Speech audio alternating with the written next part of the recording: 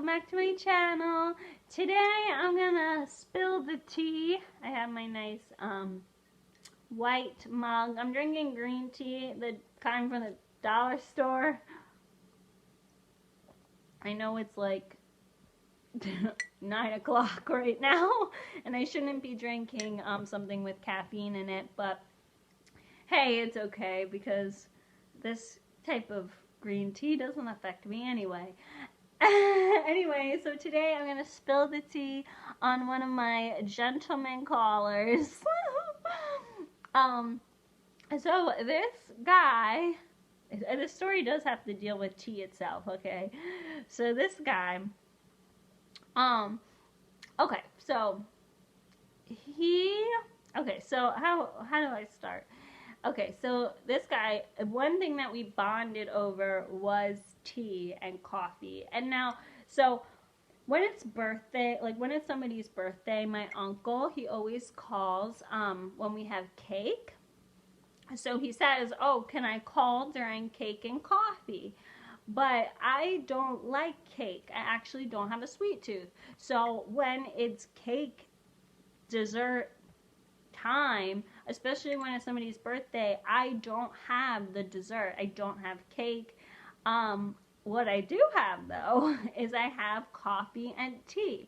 So when I was in Armenia, that like for dessert, because they serve dessert after every meal, I had tea and coffee. I opted for both and people thought I was ridiculous, but that's like, that really makes me happy, like drinking something hot, drinking a hot beverage full of caffeine, even though it's late at night, makes me happy. So I refer to this time, this cake and coffee time, I call it tea and coffee time, because that's what I have, tea and coffee, when everybody else is having dessert. And it makes me happy. So anyway, so this guy, he was really into tea and coffee as well. So it was finally, okay, great, like somebody I can have tea and coffee with, and not cake, you know, because we're both into tea and coffee. Now I love tea and I am a tea drinker, but I'm not like an official British tea drinker. You know, there are some people that get really into it and I am not that type of person. Like I buy the green tea from the dollar store in a bag, like, and sometimes I'll treat myself and get like something from David's Tea, or I'll go to Whole Foods and get loose leaf tea, and I do have one of those like strainers, but I end up making a mess, and it's just, it's an expensive habit. I also don't like I don't like milk at all. I don't like cream. I don't like any of that stuff. I know they make like almond milk and blah blah blah, but I don't like it. So I just drink my tea black. I also don't have a sweet tooth, so I don't put any sweetener in my tea either. Anyway, with this guy, he was a legit tea drinker. Not that he didn't put like milk or cream in his tea, but he did sweeten his tea. He also was like really into loose leaf tea, in particular Turkish tea. And I don't know if any of you have had Turkish tea before. I'm not gonna say like it's not good and it's not bad. It's different. And the reason I say that is because the way, I'm going to put this down so I can kind of describe it to you. The way you make Turkish tea is you have the kettle. It's a double kettle system. It's very interesting. Honestly, all of this Middle Eastern stuff, like the way you make coffee, the way you make tea, the way you smoke hookah, like I don't know who thought about these things. Like it had to be a scientist. I mean, hookah definitely was a physicist, but like the tea and the coffee, it had to be scientists. Like it's just really cool, and I've watched a lot of videos on the science behind this. But anyway, so Turkish tea, you have a kettle, and that's like filled with water on the bottom, and then you have a smaller kettle on top with the tea leaves. So it's kind of like when you make chocolate and you have the water on the bottom, and then you have like a smaller container inside, and that's where you heat the chocolate, because you know the chocolate and the water can't really mix. Well, Turkish tea is the same exact way. So you have the loose leaf tea, and it comes in, I mean, they're very, like, basic flavors, you know, like, they have black tea, they have this, like, reddish, it's still black tea, but it has more of a like rose flavor, and then of course they have apple. It's always like rose. It's always like a couple different flavors. It's like rose, apple, licorice. I've never seen licorice tea, but and then they have licorice Turkish tea, and then they have black tea, right? So anyway, so it's like 3 different flavors, and they're very like it's tea leaves, but they're very very fine. And then so you put the tea leaves on top in the smaller like kettle, and you just put them in like bland, you know, like with nothing, with no water, and then you put the water on the bottom. And then you like cook it for a little bit, and you wait till the water boils.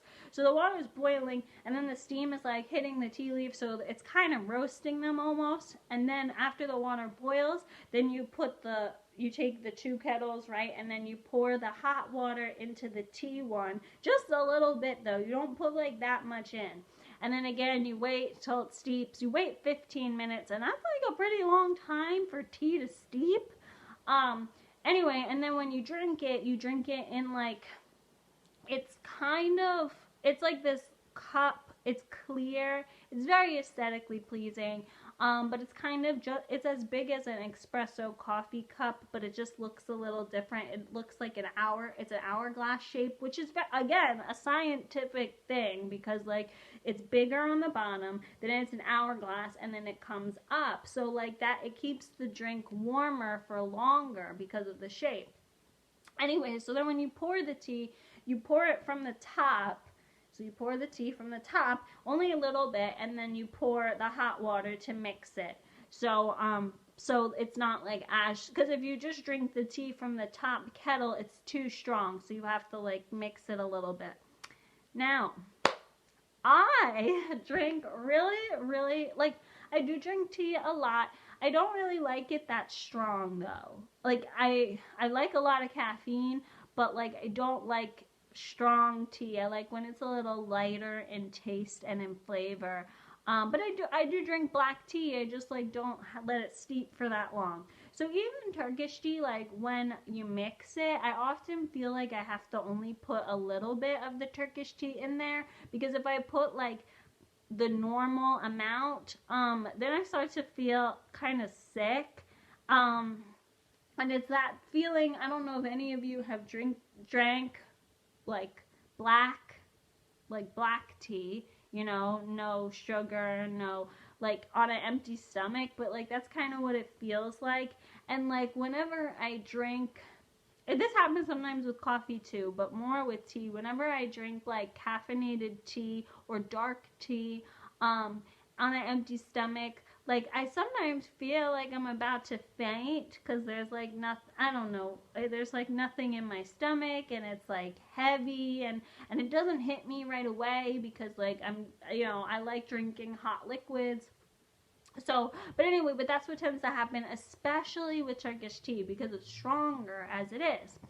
So anyway, so this guy, he like did the Turkish tea the correct way, and then he portioned it out the correct way, and then he put a sugar cube in it, which is what you're supposed to do. You put like 2 sugar cubes in it. But like, first of all, I can't drink it that, because it's too strong. Like, you can't really drink it on an empty stomach, and I'm not gonna drink it with sugar in it. Like, I don't have a sweet tooth. Anyway, but he got really mad, like, and I was like, why are you mad? Like, you didn't, like, it's not like you made this dish, you know, like you were a chef and you made the dish and I didn't eat it. Like, then I can understand you're getting mad. But like, I told you straight up that like, oh, I want my tea kind of light, and I don't want any sugar in it, like, 'cause that's how I drink my tea. And then he got all mad, like, oh, but that's not the official way. You're not going to enjoy it unless it's the official way.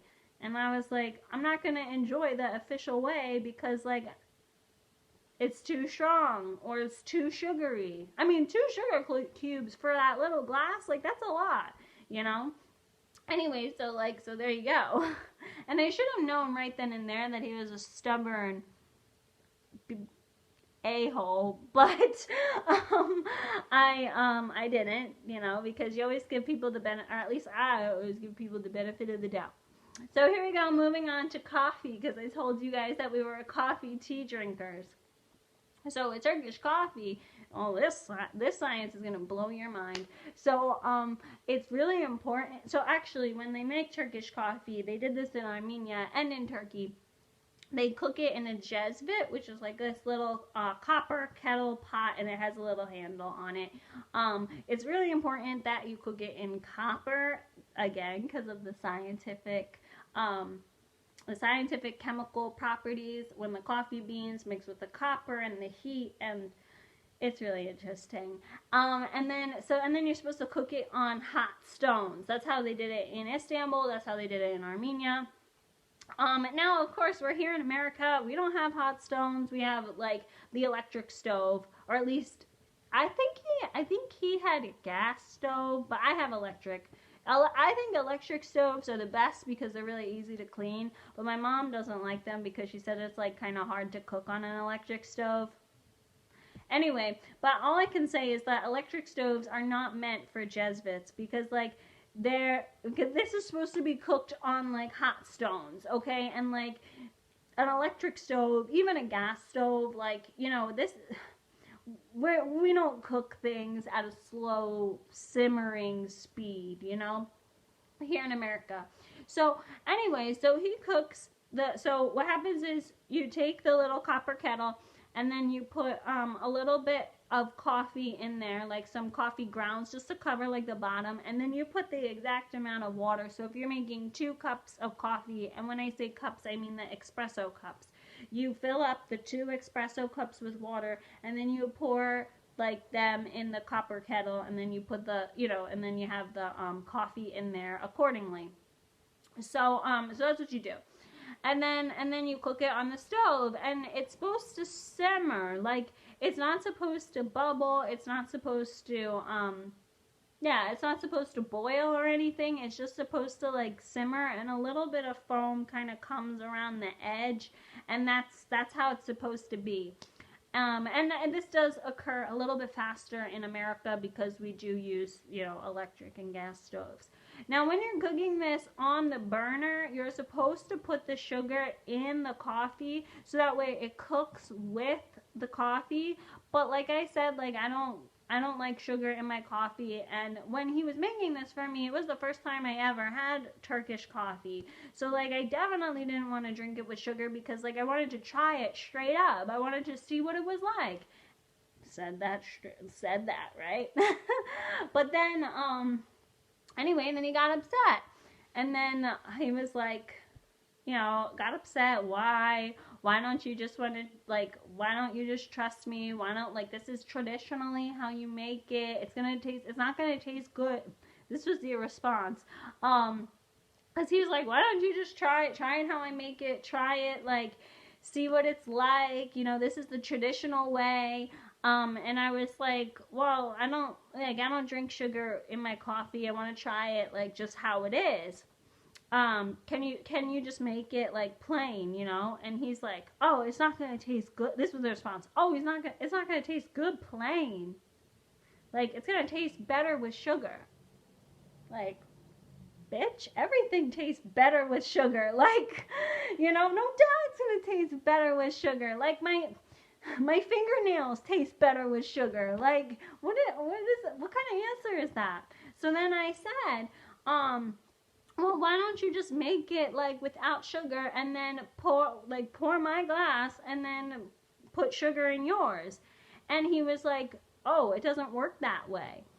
And I was like, what do you mean it doesn't work that way? Because again, like, this was the first time I was ever having Turkish coffee. Like, I didn't know that the sugar is supposed to be in the Turkish coffee and cook while you're making it. So this would have been the perfect time for him to explain that, oh, it's a scientific chemical reaction where the sugar and the coffee mixed together in the copper heated, you know, like the whole 9 yards. He could have gone through, if he knew so much about it, he could have gone through the scientific, like, structures.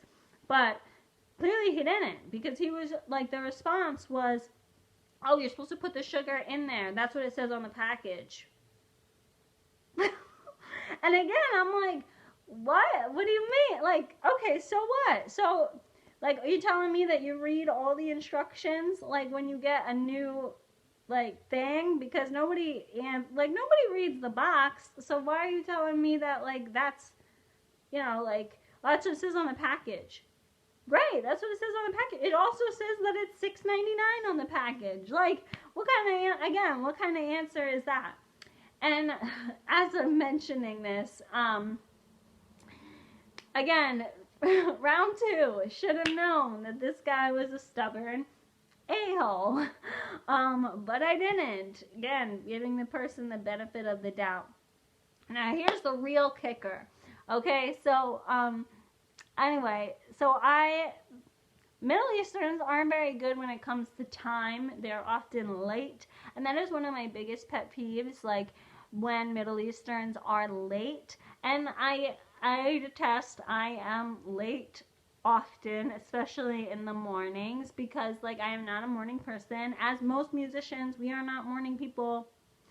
Sorry, but, like, most of the gigs are at night. So how do you expect us to wake up at 7 in the morning, if we were up until 4 the night before playing? So, but, like, if you ask me to be anywhere after 12, I will get there on time, okay? Especially if it's something, like, and then I do take certain things more seriously than others. Like, church, I usually get there late because it's the morning and everybody's really leisurely at church. Honestly, everybody else gets there pretty darn late too. But if it's something like a train, like, oh, the train leaves at 8. Okay, well, we'll get there at 6 because, like, it's a train, you gotta make it.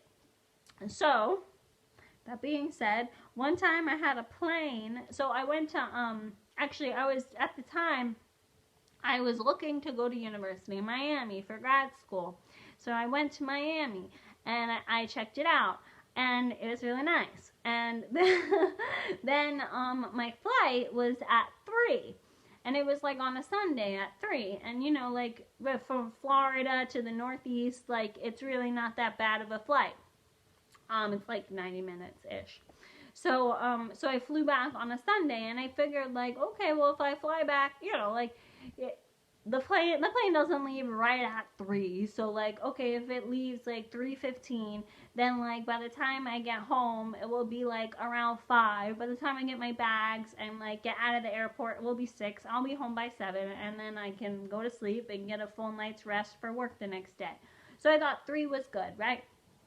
Anyway, so I lied and told my significant other, he was in Florida, he was driving me to the airport, and I told my significant other that the flight actually left at 1. I think I made up a time. I think I said like 1:10. Like, because I didn't want to be like, oh, it leaves right at 1, So I think I said like, oh, the flight leaves at 1:10. I have to be at the airport at 11 because it's 2 hours, for a domestic flight. You have to be there 2 hours before. And he gave me like this runaround, like, why do you have to be at the airport at 11? Your flight's not till 1:10. And I was like, well, it's 2 hours before. And he's like, well, 2 hours before is technically 11:10. And I was like, okay, yeah, it is 11:10. Fine. Then like 11:10, I have to be at the airport at 11:10. Anyway, again, this jerk brings me to the airport at 12:20. Okay? And I was like, okay, thanks. Now, if my flight was actually at 1:10, I would be freaking out. Like, 12:20, like, then, you get into the airport. I don't know if any of you flew out of, it's not the Miami airport, it's the other one. I wanted to say JFK, but no, that's in New York. It's like the Orlando airport. It's like it is pretty big. And it's the one that you fly into and out of if you're going to Disney. That was the airport. So like, but it's pretty big, and like you have to go through security, and like there could be a line, and like, you know, and they always change what type of, like, do you need your passport, do you need your license, do you need both, like, you know, and then print out. I didn't print out the ticket, of course, because I'm a millennial and I have it on my phone, but I always go to the booth and have them print it out, because again, like, you never know, like, if they're gonna need the actual ticket or not. So but like, if I actually, like, by the time I got into the terminal that like my plane was leaving from, it was 1 o'clock. So like, if my plane was actually at 1:10, like, I would have been screwed, right? So anyway, so I'm in the airport though, and like, at this point it's 1 o'clock, and my flight is not until 3, and I'm right by the terminal, and there's this pizza place that I usually always eat at when I'm at that airport, because usually the terminal is in the same place, and this place, like, this pizza place has really good, they're not that expensive, and they have really good veggie pizza, so I can get, like, you know, just a pizza with vegetables and no cheese, and it's good.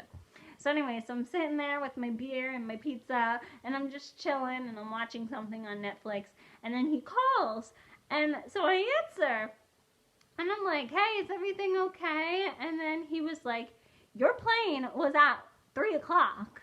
And I was like, yeah? Yeah, I saw that on the board. I think I said something like that. Yeah, I saw that on the board. And he's like, Megan, you lied to me. Yeah. And he's like, why'd you lie to me about, like, the plane? And I'm like, well, you're never on time, and I wasn't going to miss it. I said straight up, like, yeah, you're never on time, and I wasn't going to miss it, right? Because, like, he wouldn't have bought me a new plane ticket. Like, come on now. So that's what I said. And he was like, well, now you're stuck in the airport, and you're going to be so bored. And I'm like, what do you mean I'm going to be so bored? Like, I'm here, I'm supposed to be here 2 hours before. And he's like, well, I don't want you to be bored, and like, now you're gonna be stuck there for 2 hours, and like, and what are you even gonna do?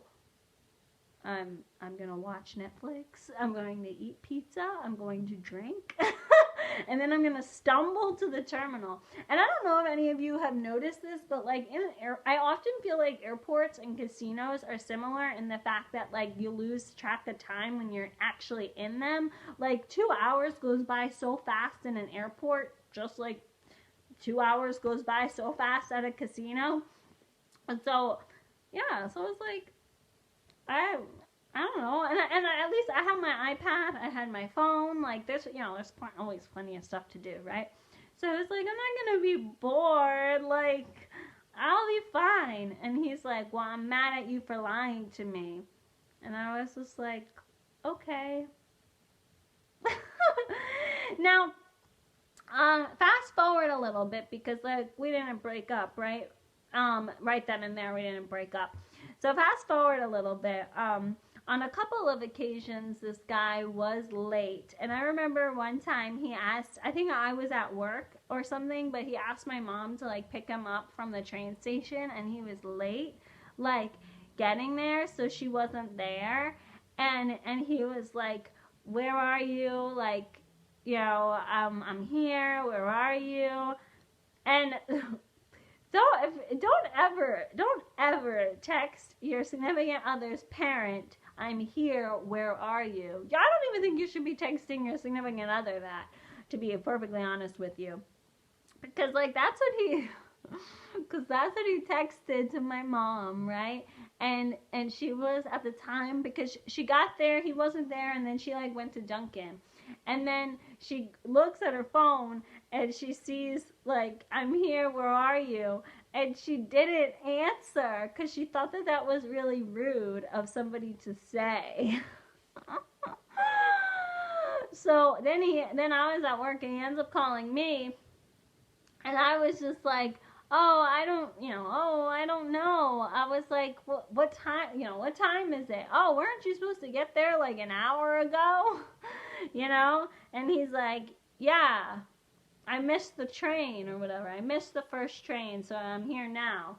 And I'm like, oh, does she know that you missed the first train? Like, because I told her you were gonna get there at like 4, and now it's 5, so she might not know. And he's like, well, I texted her that I was here, and I was like, maybe you should call her. Anyway, our relationship ended up ending. But it's funny to look back at times and you think like, in the moment you're like, oh, okay. but then like you look back and you're like, that should have been a warning sign to me, like that 2, 3 times this guy was like late and didn't like get the hint, and that it was his fault, and blamed everybody else for not rearranging their schedule because he was late. Like, and then the whole thing with not budging on the tea and coffee. Like, I should have, as a therapist, I should have read into it more. I should have been like, oh, this guy's gonna be a problem further down the line, I should just end it right here. But when you're in love, you give people the benefit of the doubt, and I always think it's okay to let people mess up like 2, 3 times. I mean, 3 is always like the golden number. Like this guy, he messed up. He messed up 3 times with the food, right? Until I like ripped him a new one. So the coffee, the tea, and then he also like used to, I don't know, want to share desserts at restaurants, and I don't think that that's romantic. I think that's a manipulation move. And then, like, I'm gonna be straight up. I think it's a manipulation move. Like, do you like your girls fat? Do you like your girls skinny? Because, like, I don't really know, and I don't know why. Why would you order dessert just for me to eat? Like, that's not a gentlemanly move. That's not a gentleman that I want to be associating with. Some girls might like it. If you're a Gilmore girl, you might like it. But, and then this whole thing with the time, like 3 times, he was late, and then I ripped him a new one. But I ended up breaking up with him in the long run, so I guess I didn't do anything wrong. No. Yeah, I'm perfect. No, I'm just kidding. There's always stuff that you can improve. There's always stuff that you could change. But it's always funny when you look back and you think about things that happened in previous relationships that probably should have been a red flag. Or maybe earlier in your relationship, maybe something happened that should be a red flag, and it's not in the moment, and then you realize it later. But anyway, I hope you guys enjoyed this story time. I'm gonna go drink my tea. Okay, bye!